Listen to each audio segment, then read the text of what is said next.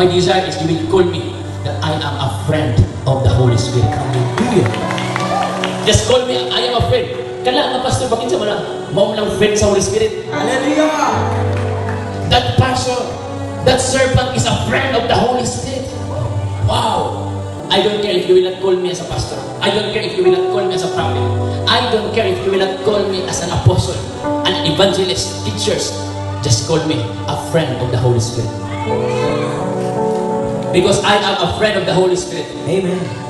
He is my one call away best friend. When I am tired, siya ang hatag kusog na ko. Kung ako kabalo sa kwarto na ko, sa imugiyan na ko. Kung walay comfort na ko, He is the one that will comfort me. Kung walay maminaw na ko, He is the one that will listen to me.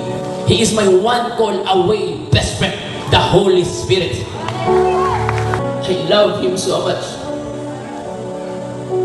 Siya ang mugay nimo to do the will of God. Just listen to His voice. The Holy Spirit is so precious. He is my best friend. He is more than a money, more than a titles. The Holy Spirit is so precious. He desires to have a fellowship with you. He desires to have a fellowship with you. His desire is to guide you. Like the apostles, the Holy Spirit guided them.